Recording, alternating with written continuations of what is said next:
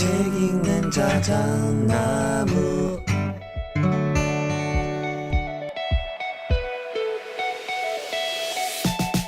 안녕하셨습니까? 여름아저씨 책 읽는 자작입니다. 오늘도 무척 특별한 날입니다. 오늘은요, 책을 무려 4권이나 연달아 소개를 해드릴 거거든요. 이 책들은 모두 하나의 공통된 메시지를 담고 있습니다. 바로 적게 먹는 것의 힘에 대한 이야기예요. 요즘 제가 푹 빠져있는 주제가 있는데요. 바로 먹는 것에 대한 이야기인데, 아니다. 정확히는요, 안 먹는 것에 대한 이야기라고 해야겠습니다. 처음에는 다이어트 때문에 시작했어요. 아시잖아요. 나이 들수록 말이죠. 살 빼기가 어찌나 어려운지. 그런데 적게 먹기에 대한 책들을 읽다가 보니 이게 단순한 다이어트 이야기가 아니더라고요. 수백 년 전 일본의 철학자에서부터 현대의 의사, 또 자연식 전문가까지 시대와 배경은 모두 다른데 모두 비슷한 이야기를 하고 있더라는 겁니다. 그 중에서 특히 인상 깊었던 4권 오늘 여러분들께 소개해드립니다. 첫 번째 책은요, 제목이 절반만 먹어야 2배 오래 산다. 이 책의 핵심은 간단합니다. 야생동물들 아플 때 어떻게 할까요? 네, 굶습니다. 가장 자연스럽고 효과적인 치유법이죠. 저자는 하루에 한 끼만 먹으면서도 60대 후반에 30대의 몸을 유지하고 있다고 말해요. 80%만 먹으면 의사가 필요 없고 60%를 먹으면 늙음을 잇는다라는 요가의 가르침이 참 인상적이었습니다. 단식은 단순히 체중 감량을 위한 것이 아니라 우리 몸의 자연 치유력을 깨우는 열쇠라는 거예요. 두 번째 책의 제목은 산 음식, 죽은 음식. 저자 더글라스 그라함의 이 책은요, 우리가 골고루 먹어야 한다라는 고정관념에서 벗어나야 한다고 말을 합니다. 오히려 식단을 단순화하는 것이 미니멀 라이프로 가는 지름길이라고 하거든요. 현대인들은 아드레날린 중독자들입니다. 자극적인 음식, 자극적인 미디어에 둘러싸여 살고 있죠. 이 책은 신선한 과일과 채소 중심의 단순한 식단이 우리의 몸을 알칼리화시키고 진정한 건강을 가져다 준다고 설명하고 있어요. 세 번째는요, 병은 10,000가지라도 단식하면 낫는다. 이 책에서 제일 인상 깊었던 부분은 단식은 칼을 대지 않는 수술이라는 표현이었습니다. 단식은 고행이 아니라 오히려 몸을 편하게 해주고 가볍게 만들어주는 치유법이라는 거죠. 특히 호흡과 단식의 관계에 대한 설명이 참 흥미로웠습니다. 숨을 깊고 길게 쉬는 것만으로도 부교감 신경이 활성화돼서 치유가 일어난다는 것. 또 단식은 단순히 음식을 끊는 것이 아니라 전체적인 생활 방식의 변화를 가져다 준다는 통찰이 좋았습니다. 자, 오늘의 마지막 책, 결코 배불리 먹지 말 것. 미즈노 남보쿠의 이 책은 200년 전에 일본의 지혜를 담고 있다고 하는데 그 내용은 오늘날에도 여전히 유효합니다. 음식을 절제하는 것은 운명을 바꾸는 일이라는 메시지가 강렬합니다. 이 책에 따르면 우리는 모두 하늘에서 정해진 만큼의 음식 할당량을 받고 태어난다고 해요. 그런데 그 할당량보다 적게 먹으면 남은 분량이 복과 수명으로 바뀐다는 거죠. 재미있네요. 현대 과학이 입증한 칼로리 제한과 수명 연장과의 관계도 놀랍도록 일치하는 통찰입니다. 이렇게 4권이 공통적으로 전하는 메시지는 사실 명확합니다. 적게 먹을수록 건강해지고 오래 살며 더 행복해진다. 우리는 영양결핍을 걱정하면서 끊임없이 뭔가를 먹어야 한다고 생각해 왔잖아요. 하지만 실제로는 영양 과잉이 문제인 시대를 살고 있다는 겁니다. 그래서 이 책들은 모두 다른 관점에서 접근을 하지만 결국 이러한 결론에 도달을 합니다. 소식과 단식은 자연 치유력을 깨운다.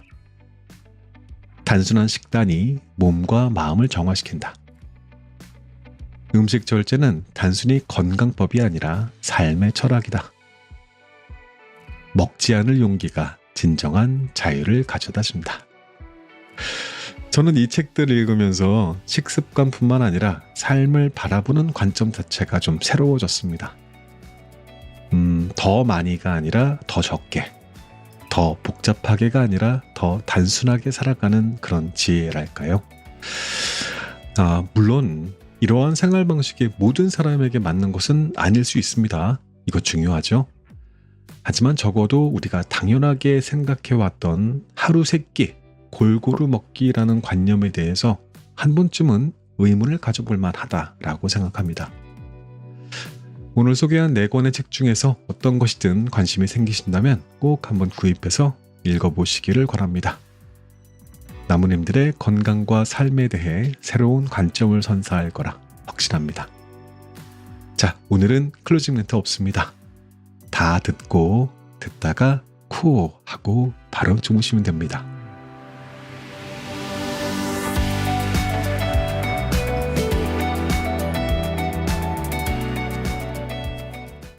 절반만 먹어야 2배 오래 산다.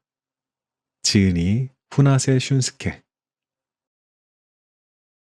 야생동물은 어떻게 질병에서 나을까요? 정말 간단합니다. 굶습니다. 개나 고양이도 마찬가지고요.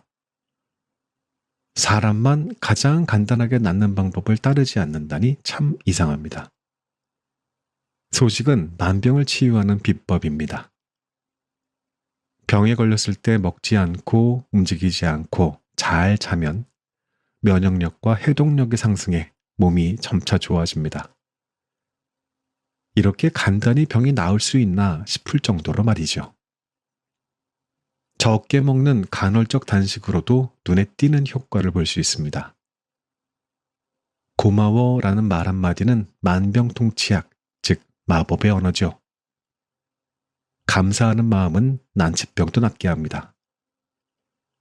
감사하는 마음이 난치병을 낫게 하는 메커니즘은 최신 뇌과학에서도 입증되었습니다. 숨을 깊고 길게 내쉬어 보세요. 숨을 잘 쉬기만 해도 부교감 신경이 활성화되고 혈액순환이 촉진되어 병이 낫습니다. 모든 병은 혈액순환이 원활하지 않거나 산소가 부족하면 생기기 때문입니다. 근육을 단련해 증강하면 젊어지는 치유 호르몬이 나와서 질병을 개선합니다. 단식은 체질을 바꿉니다. 기억력을 상승시킵니다. 에너지를 올바르게 사용합니다. 환경 독소를 배출합니다. 혈관이 젊어지고요. 유전자 활성화를 합니다. 면역력을 높입니다. 활성산소를 줄입니다. 비워야 가볍고 활기차게 삽니다. 열량 섭취를 40%만 줄여도 늙지 않습니다. 소식이 장수를 돕는다는 사실은 여러 실험이 입증했습니다. 미국 코넬 대학 교수이자 영양학자인 클리브 맥케이는 열량 섭취를 40% 줄인 쥐가 다른 쥐보다 2배 오래 산다는 사실을 담은 논문을 발표했습니다. 먹고 싶은 만큼 먹은 쥐가 소식한 쥐보다 수명이 절반이나 짧다는 것입니다. 즉, 사람도 먹고 싶은 만큼 다 먹으면 자연이 부여한 수명이 절반으로 깎입니다. 요가는 만년이 넘는 역사를 지닌 심신과학입니다. 이러한 요가의 가르침도 같은 사실을 일깨워줍니다. 요가에서 오랫동안 강조한 교훈이 곧 병든 현대인을 구원하는 말인 것입니다. 80%만 먹으면 의사가 필요 없고 60%만 먹으면 늙음을 잇는다. 먹을 궁리가 아니라 먹지 않을 궁리를 하라. 공복 상태를 즐겨라. 요가의 교훈은 40%만 먹으면 신과 다를 바가 없다라는 말로 이어집니다. 요가는 고대 산스크리트어로 연결하다라는 뜻이 있습니다. 무엇을 연결한다는 걸까요?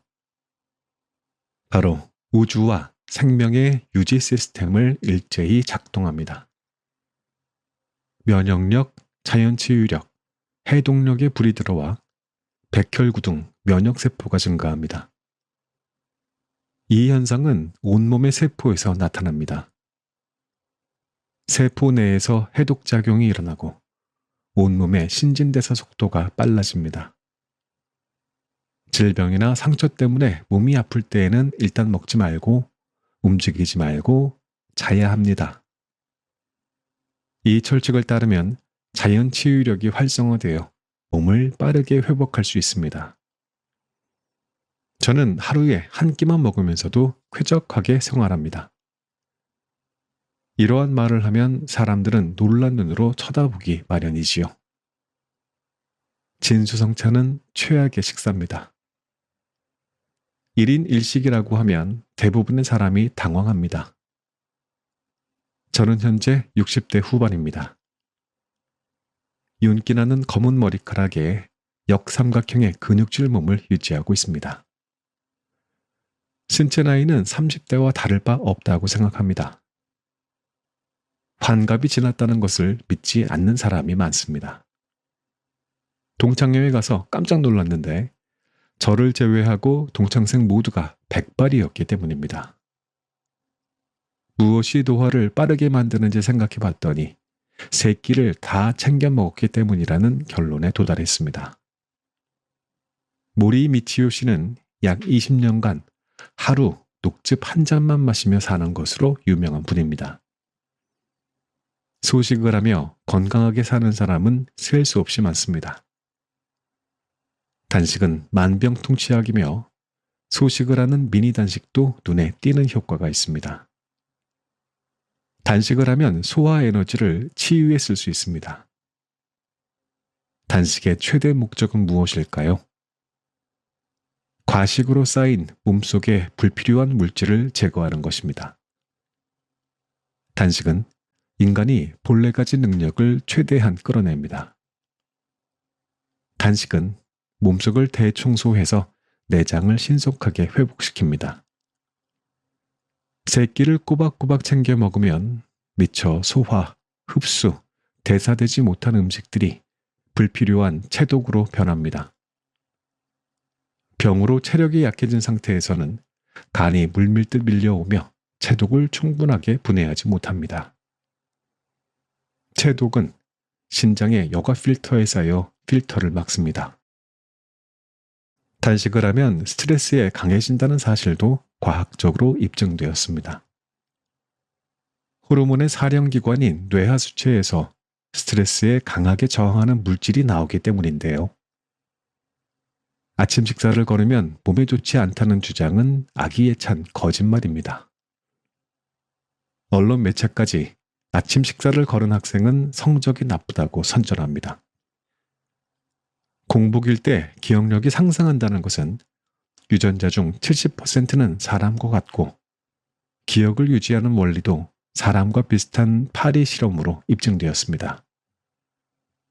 9시간에서 16시간 동안 절식을 한 파리 그룹이 냄새를 가장 잘 기억했습니다.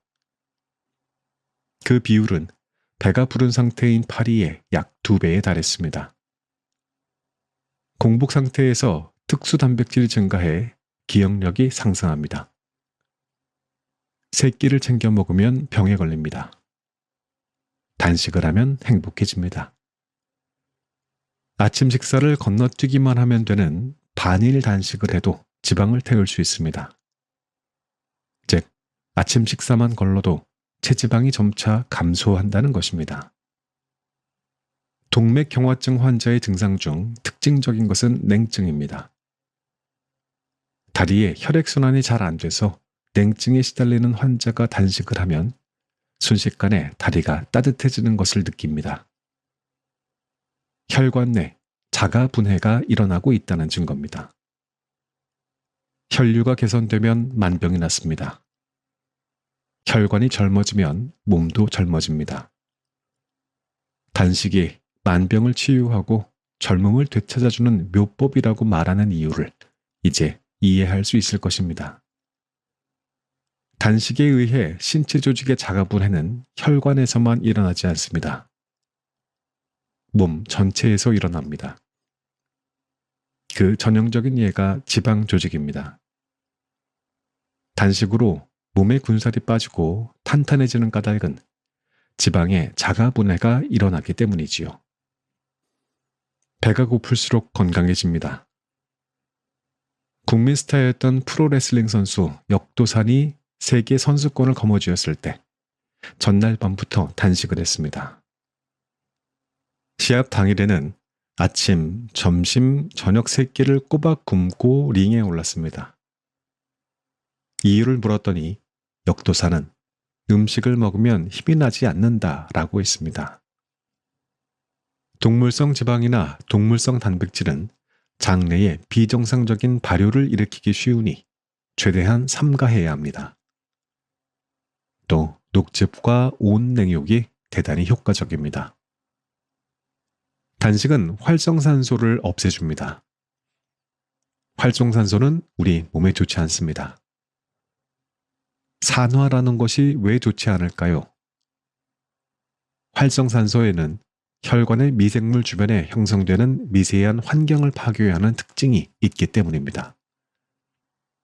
깊은 호흡은 인생을 통제합니다. 가슴을 양쪽으로 펴고 아랫배에 힘을 주어 안으로 집어넣으면서 숨을 내쉽니다. 숨을 전부 내쉬기 직전에 아랫배에 힘을 빼면 깊고 큰 숨이 자연스럽게 들어옵니다. 충분히 숨이 들어오면 다시 아랫배부터 천천히 집어넣습니다. 전부 숨을 내쉬기 직전에 조용히 힘을 빼면 자연스럽게 다시 숨이 들어옵니다. 현대인은 60%만 먹으면 딱 좋습니다. 아침 식사는 거르도록 합시다.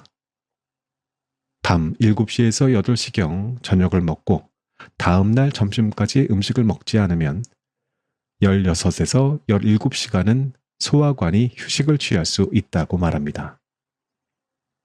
감기에 걸리면 먹지 않고 움직이지 않고 푹 자는 것이 처방전입니다. 호흡을 깊고 천천히 길게 내뱉기만 해도 건강이 눈에 띄게 회복됩니다. 그리고 언제 어디서나 무료로 할 수 있고 고통스러운 병도 낫습니다. 또한 장수가 보장됩니다. 열량 제한은 뇌의 기능에도 좋습니다. 음식을 먹지 않을 궁리를 하면 나이를 먹지 않습니다.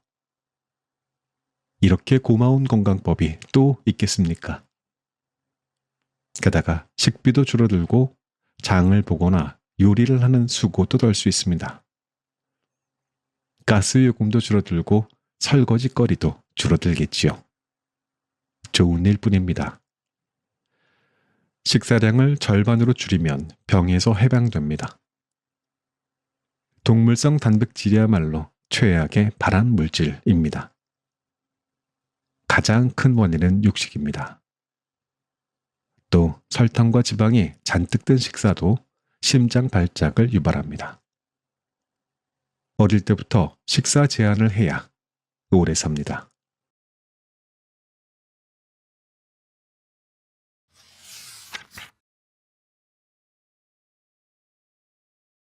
제목: 산 음식 죽은 음식. 더글라스 그라함. 골고루 먹지 마라. 식단을 최소화하는 것은 미니멀 라이프로 가는 지름길이다. 음식을 단순하게 바꾸면 생각이 단순해지고 생활도 단순해지기 때문이다. 당신의 음식 중독은 식단과 메뉴의 지나친 다양함 때문이라고 해도 틀린 말이 아니다. 필요한 모든 영양소를 얻기 위해 다양한 음식을 먹을 필요가 없다. 그것은 오히려 몸에 부담만 가중시킬 뿐이다. 현대사회를 사는 사람들은 거의 아드레날린 중독자들이라고 할 수 있다. 우리는 자극에 중독되어 있고 계속해서 순간 해결책에 의존한다. 알람 소리와 모닝커피로 시작해서 뉴스 속보, 아침 시간의 막장 드라마, 잔혹한 영화, 인기 스포츠, 격렬한 감정을 불러일으키는 텔레비전 쇼, 화제성을 위해 홍보되는 식당의 음식들, 죽음과 폭력으로 가득 찬 24시간 뉴스 등 우리는 아드레날린 분비를 촉진하는 자극적인 것들에 둘러싸여 있다. 이처럼 자극적인 현상이 지나가면 졸림 현상이 뒤따라온다. 피로한 몸과 정신을 풀기 위한 우리 몸의 자구책인 셈이다. 이 졸림 현상이라는 자구책이 없다면 우리는 조기 사망으로 직행할 것이다. 그러나 자연은 우리에게 자구책을 주셨다. 당신은 잠을 청하시오라는 신이 내린 자구책을 무시하면 안 된다. 신이 인간에게 선물한 자구책을 무시하고 약물로 도피하려고 든다면 자연은 당신을 용서하지 않을 것이다. 피로가 겹겹이 쌓여 결국 당신은 병원의 하얀 시트에 누워 영원히 잠들 것이기 때문이다. 이처럼 과도하게 부신에 의존하는 현상은 현대인의 스트레스 높은 생활 방식과 함께 결합되어 부신의 과용을 초래한다. 결국 부신 기능에 장애가 생기기 시작한다는 말이다. 이 같은 부신 기능 장애 증상은 미국에서는 만성피로, 유럽에서는 근육통성 뇌척수염으로 통칭된다. 의욕 감소, 불안감, 각성제 의존, 과도한 수면, 그리고 단액증 등은 모두 부신 피로의 다양한 증상들이다. 모든 과일은 대부분 알카리성 미네랄을 듬뿍 함유하고 있다. 따라서 과일은 당신의 산성화된 몸을 알카리화 시켜주는 1등 공신일 뿐이다. 물론 과일은 녹색 채소만큼 높은 알카리성은 아니다. 그러나 과일이 산성화 식품이라는 설은 전혀 근거가 없는 가짜 뉴스일 뿐이다. 좋은 음식을 많이 먹는 것도 중요하지만 나쁜 음식을 먹지 않는 것은 더 중요하다. 만일 우리가 먹는 음식 대부분이 알카리성이라면 우리는 쉽게 균형 상태를 유지하며 날씬하고 건강하게 살 수 있다. 명상, 요가, 가벼운 운동은 산도를 어느 정도 감소시키지만 실제로 우리의 몸을 알카리화시키는 데에 큰 영향력을 행사하지 않는다. 먹는 것이 전부라는 말이다. 그렇다면 어떤 종류의 활동과 습관이 우리의 몸을 산성화하는 것일까? 범인들은 다음과 같다. 조리된 음식, 가열된 지방, 동물성 음식, 곡물, 다량의 견과류와 씨앗류 섭취, 조리 여부와 관계없이 부적절한 조합으로 음식을 섞어 먹는 것, 담배를 피우거나 약물이나 흥분제를 복용하는 것, 술, 탄산음료, 커피 또는 차를 마시는 것, 운동 부족, 충분한 휴식의 부족, 수면 부족, 지속적인 스트레스, 분노, 두려움 또는 기타 부정적인 감정. 어떠한 사람들은 건강에 좋지 않은 음식 습관이나 생활 습관을 버리기 힘들어한다. 그들은 녹즙을 사서 먹거나 고도로 농축된 건강식품 가루를 먹기도 한다. 그들은 신체의 산성 상태를 중화시키는데 충분한 농축 알칼리 성분을 얻을 수 있다고 주장하는 판매원들에게 주머니를 털리고야 만다. 살아있는 자연 음식이 아닌 가공된 주스와 곡물가루 역시 우리 몸의 불균형을 야기한다. 건강한 음식만이 건강을 가져다 줄 수 있다. 지름길이란 없다. 그저 멈추라는 명령을 몸이 내릴 때까지 당신의 본능에 의지해서 과일과 채소를 즐기면 된다. 날씬하고 건강한 몸을 유지하고 질병 없는 삶을 살기 위해서는 지방이 적은 음식을 최소한으로 가공해서 최대로 신선하게 먹기만 하면 된다. 서양인들의 두 가지 주요한 사망 원인은 암과 심장병이다. 그런데 이 질병들과 조리된 음식 사이에는 아주 직접적인 인과관계가 있다. 당신이 눈치채지 못하는 사이에 이 기록들은 계속 축적되어 왔고, 최근에는 오히려 더 늘어나고 있는 것이 사실이다. 비만 역시 조리된 음식과 매우 직접적인 관계가 있다. 가열된 음식은 영양학적으로 열등하다. 그렇기 때문에 사람들이 조리된 음식을 과식하게 되고 폭식하게 되는 것이다. 과일과 채소를 한 바구니 쌓아놓고 먹읍시라. 당신은 절대 과식할 수도 폭식할 수도 없다. 당신의 몸이 원하는 만큼만 먹게 된다. 그러나 조리된 음식을 먹게 되면 숟가락을 놓은 지 얼마 되지 않아서 다시 배고픔을 느끼게 된다. 배는 불렀으나 세포는 여전히 영양적으로 굶주린 상태이기 때문이다. 당신은 건강에 대해서 염려하면서도 끊임없이 먹어주기를 희망하는 식품업체의 희생양이 되어왔다. 당신은 비만과 당뇨로 그로 인해서 발생하는 엄청난 치료비에 대해 걱정하면서도 점점 더 많은 고기와 공장 음식을 소비하고 있다. 그러나 모든 것에는 한계가 있다. 조리하면 단백질이 변성된다. 우리가 단백질이 많은 음식을 통해서 영양분을 섭취하고 싶어 하는 것은 당연한 일이다. 그러나 불에 익히면 단백질이 변성된다는 사실을 아는 사람은 거의 없다. 사실상 우리가 쓸모없는 유동성 단백질을 먹게 된다는 말이다. 특히 불로 조리하는 행위는 음식의 단백질을 변성시킴으로써 음식이 아미노산으로 분해되는 것을 방해한다. 우리가 섭취하는 모든 단백질은 일단 단일 개별 아미노산으로 분해되어야만 우리 몸에서 사용할 수 있다. 단백질 그 자체로는 어떠한 목적으로든 우리 몸에서 이용할 수 없다는 말이다. 소화되지 않는 단백질은 알레르기, 관절염, 장누수증후군, 그리고 각종 자가 면역 질환을 유발한다.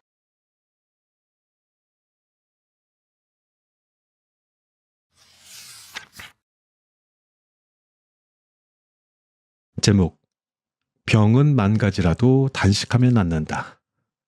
이우영. 단식하면 호흡이 길고 깊어진다. 단식은 몸 안의 유해물질 청소부.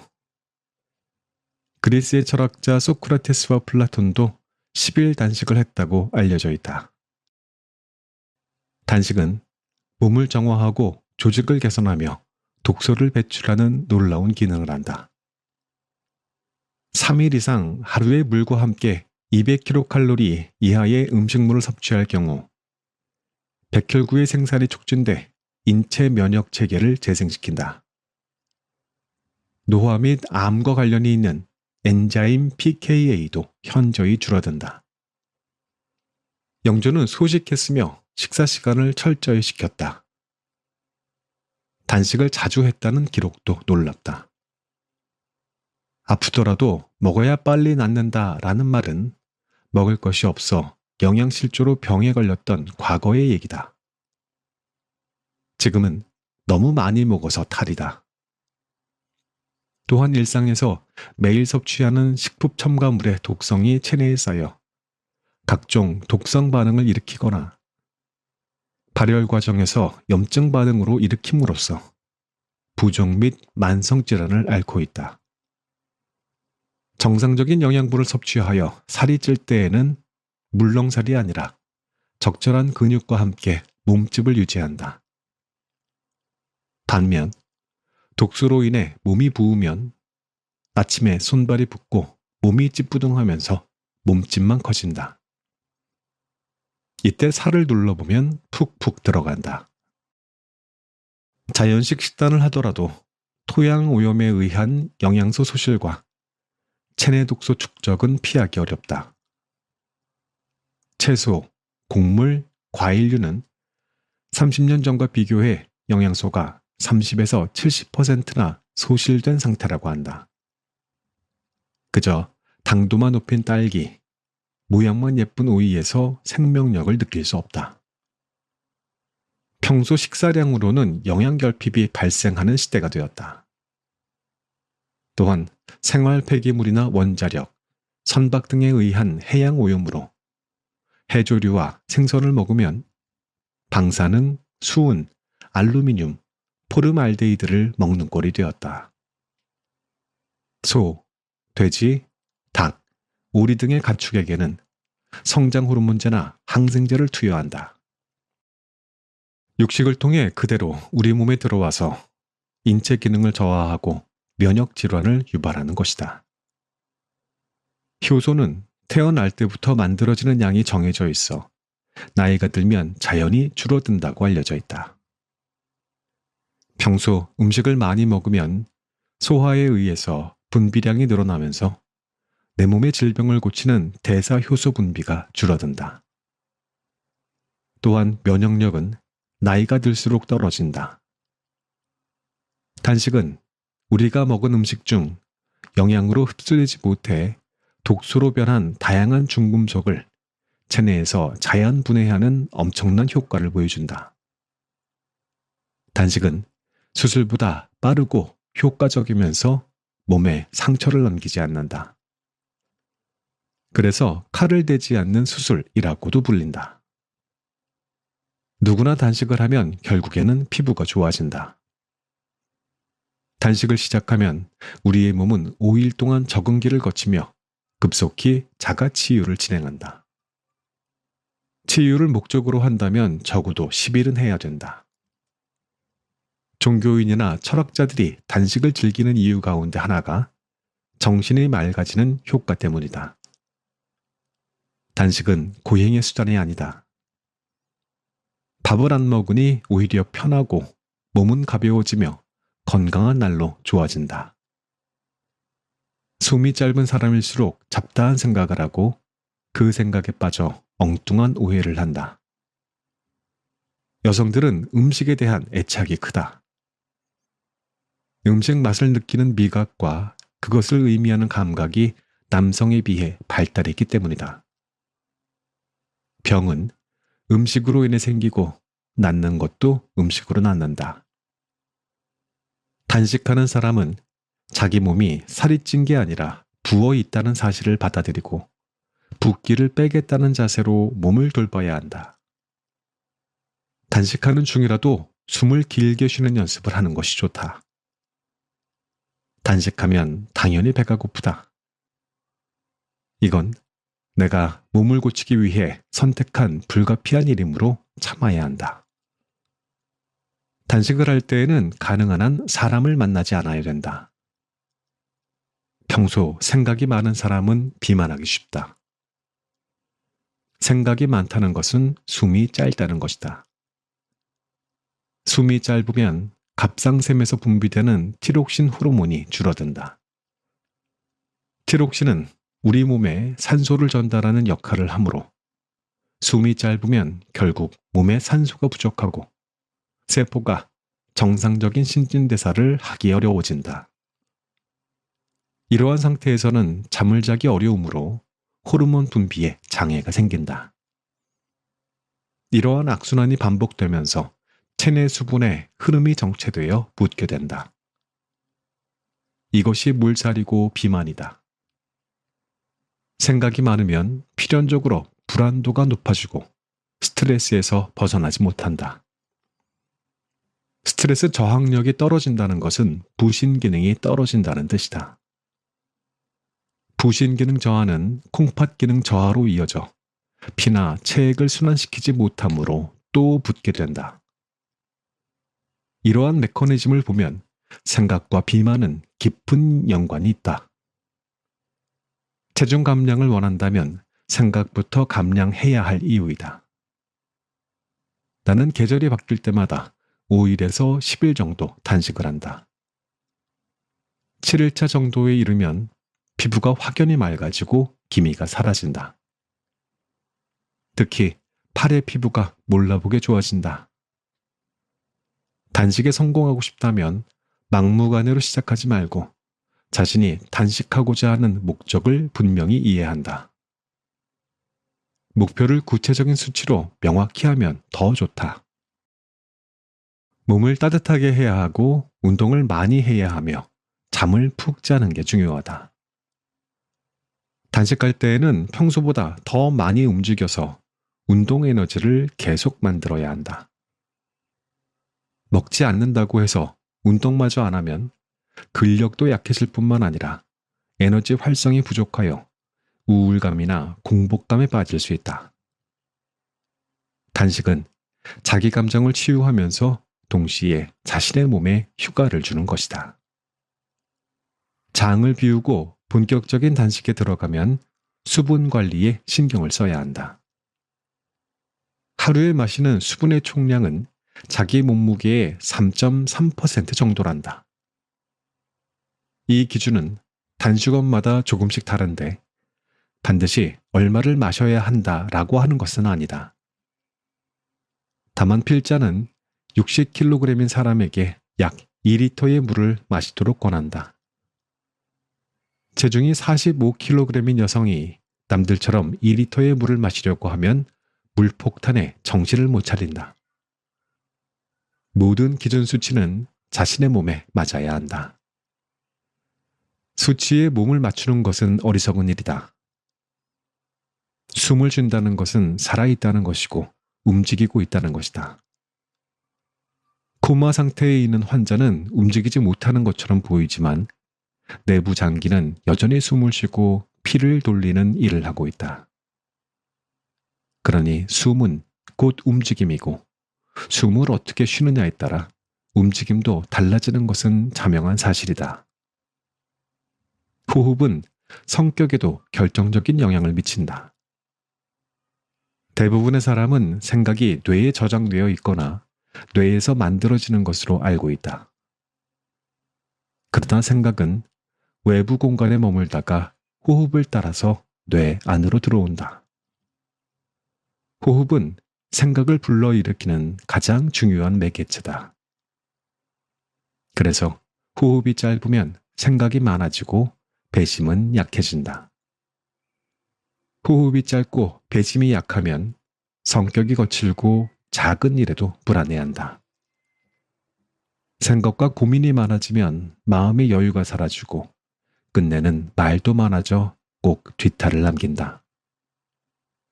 사람은 날숨에만 반응하고 말할 수 있다. 들숨에 말하는 사람은 분노 조절장애 환자이다. 숨을 들이마시면서도 말할 게 있는 사람은 참을성이 없다. 숨이 짧아질수록 반응도 빨라지고 그러다 보면 다툼이 많아진다. 숨이 성격을 결정하는 것이다. 성격을 바꾸려면 호흡을 길게 하는 연습부터 해야 한다. 생각이 사라지면 의식이 깨어난다. 배가 따뜻하면 배심이 생긴다. 밥심은 음식으로 생기지만 배심은 호흡으로 생긴다. 단순히 호흡에만 집중하는 것보다 운동을 겸하는 것이 바람직하다.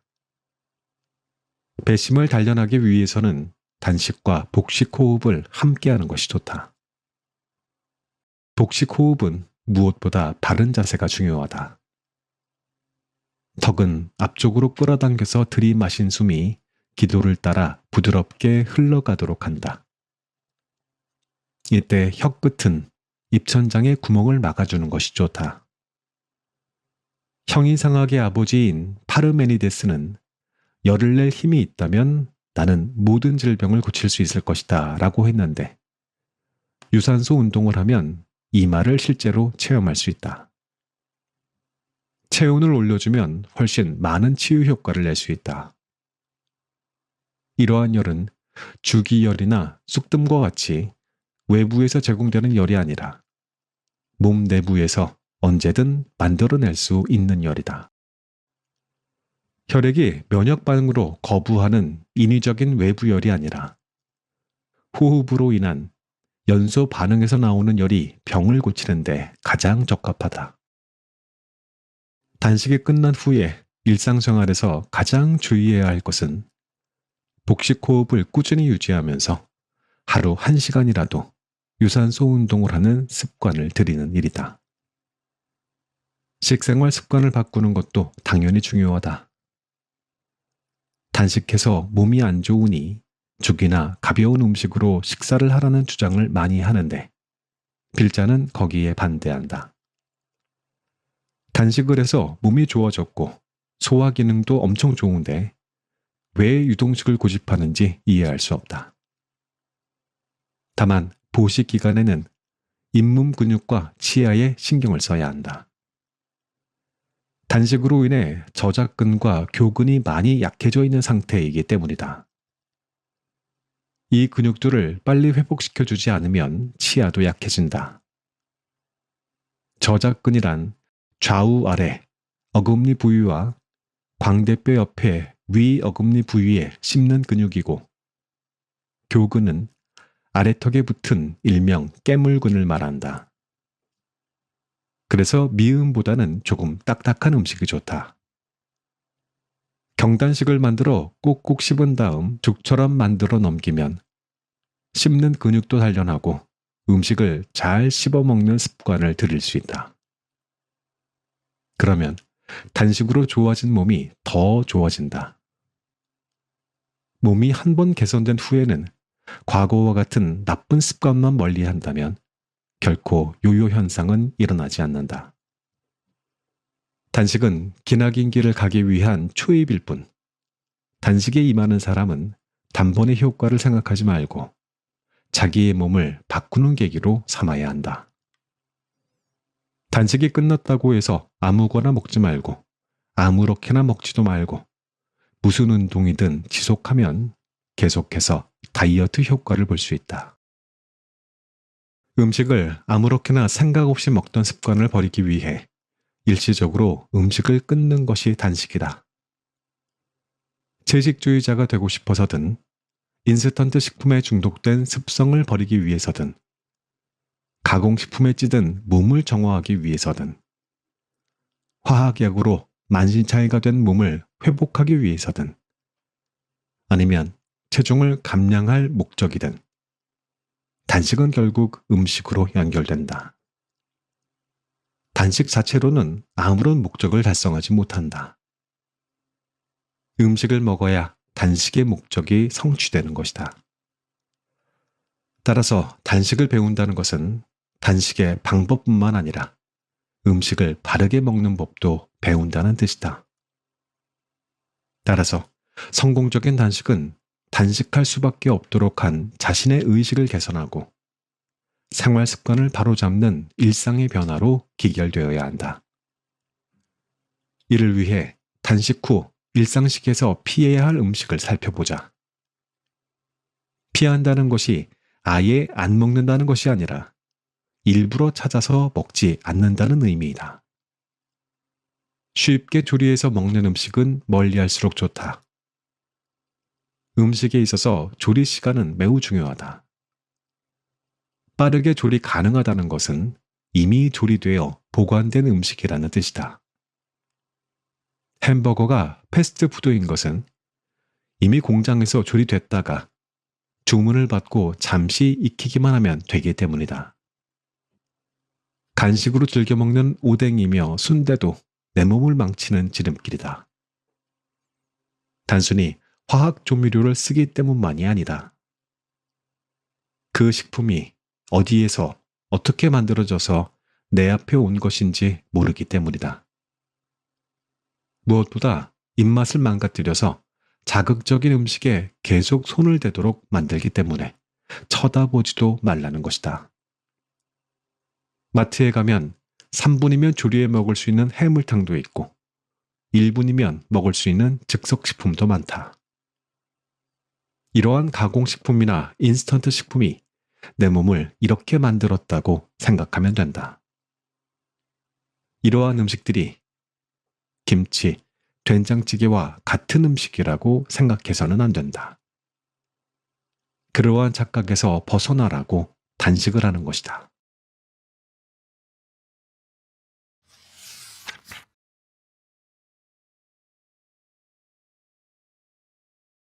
결코 배불리 먹지 말 것. 미즈노 남북후. 음식 절제로 가난과 역경을 성공으로 바꾸기.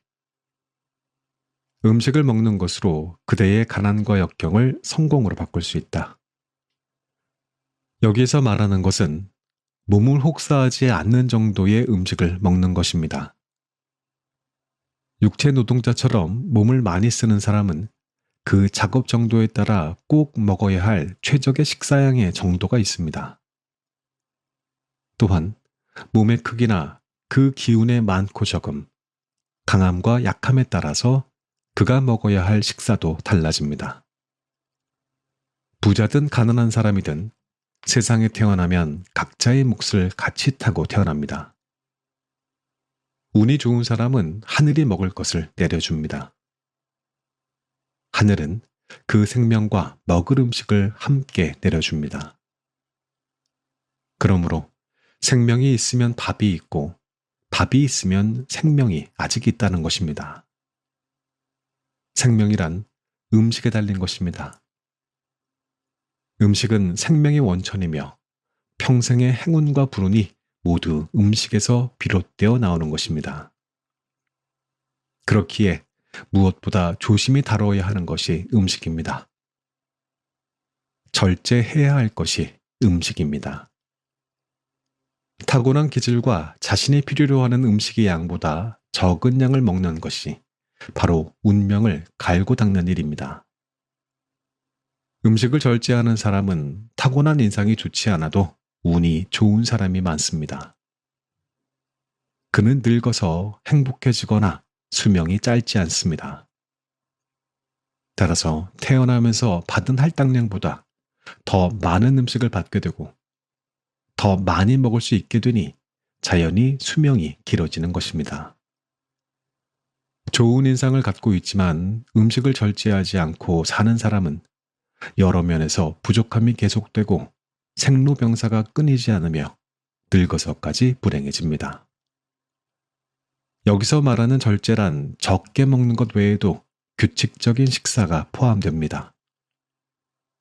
잠들고 일어나는 시간이 하늘에 태양이 뜨고 지는 시간에 맞춰져 있지 않은 사람은 먹는 시간도 먹는 양도 절제된 규칙이 없습니다. 이러한 사람은 하늘로부터 받은 타고난 할당량보다 더 먹지 못하고 오히려 줄어듭니다.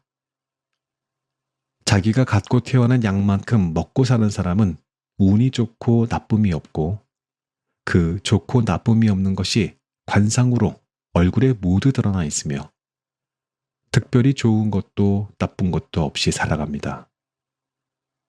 그러나 인상이 나쁘지도 좋지도 않으며 자기 양만큼 먹고 사는 것도 아닌 자신에게 주어진 할당량보다 더 많이 먹고 사는 사람은 아무리 인품이 좋은 사람일지라도 불행한 내면의 번뇌가 끊이지 않습니다.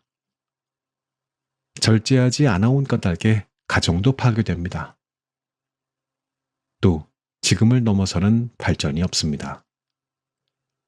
이러한 사람 중에 가난한 사람이라면 고생만 평생 하다가 성공이라는 것은 단 한 번도 해보지 못하고 평생 남을 원망하며 나랏님을 욕하며 삽니다.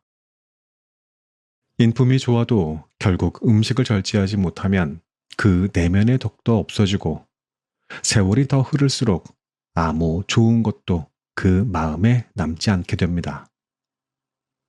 비록 가난한 관상을 가졌어도 절제하는 사람만이 장수하고 더 먹을 수 있으며 행운을 이어가게 되는 것입니다.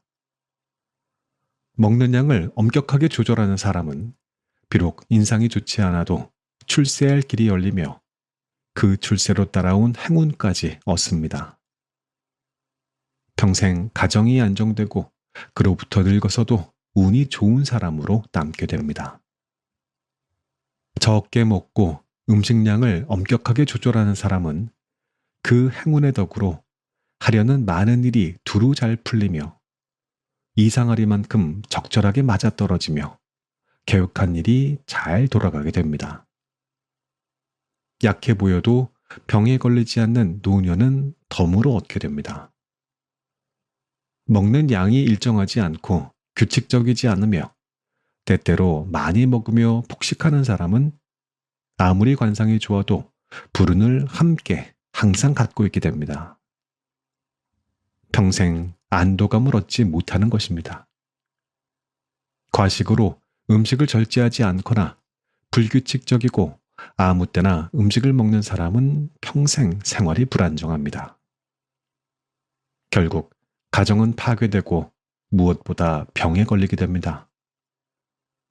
작은 병이 이곳저곳으로 옮겨 다니다가 결국 큰 병으로 한데 모여서 큰 병으로 몸을 칩니다. 거기에 관상까지 좋지 못하면 점차 불행한 일들이 겹쳐 일어나 좋은 죽음을 맞지 못하게 됩니다.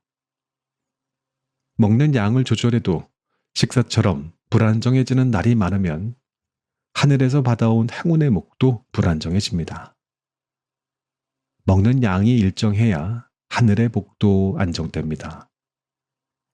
엄격하게 음식을 통제하고 따르면서 저절로 얻게 된 통제력이 멀리 떨어져 있던 행운을 내 것으로 끌어오는 것입니다. 주인을 잃고 배회하던 행운이 새로운 주인을 찾아다니다가 나에게 오는 것이 되는 것입니다. 아무리 부자라도 주인이 폭식하면 그 집안은 오래가지 못합니다. 또한 그 주인을 따라 하인들도 폭식을 하기 시작하면 그 집은 바람보다 빨리 망하게 됩니다. 주인이 통제하지 않고 절제하지 않으며 불규칙적이면 하인들은 주인보다 더 빨리 통제력을 잃고 게을러지며 살이 찌고 자신의 좋은 성품도 잃게 되어 그 집이 망하지 않을 수 없습니다. 아내가 과식하는 경우는 남편과 다툼이 끊이지 않습니다. 부부관계는 끊어지고 정은 시들어 버립니다. 여성이 많이 먹는 사람이면 남편은 저절로 덜 먹게 되거나 적당히 먹게 됩니다. 여자는 점점 성미가 급해지고 남편과 대립하는 일이 많아집니다. 남편이 강하면 대립하지 않아도 부부관계는 소원해집니다. 먹는 양을 조절하는 사람이 먹는 것이 흐트러지고 불안정해지면 문제가 생길 징조입니다. 그럴 때는 빠르고 엄격하게 자신을 통제하면 문제가 호전됩니다. 옛말에 교만한 사람은 그 처세가 오래가지 못한다는 말이 있습니다. 아무리 행복한 사람이라도 식사는 반드시 절제해야 합니다. 그렇지 않으면 그 행복은 결국 작아지거나 사라집니다. 다만 절제된 식사가 그 모든 것을 지킬 수 있는 것이며 생명을 유지하는 것입니다. 비록 가난하고 명이 짧아도 사려 깊게 음식이나 물건, 자신의 소유물을 아껴서 사용하면 스스로 하늘과 땅으로 뻗어나가 그만큼의 행복과 수명을 늘리게 되는 것이 하늘의 이치입니다. 앞으로 크게 성공할 관상을 가진 사람이 술과 음식을 좋아하고 일을 게을리하면 타고난 발전의 복을 먼지로 바꾸는 사람이며 자기에게 주어진 복을 몫으로 스스로 갉아먹는 사람입니다. 식사는 모든 인간의 발전의 원천입니다. 이것을 함부로 먹어치우면 결국 성공과 발전의 기회에 근간을 잃게 될 것입니다.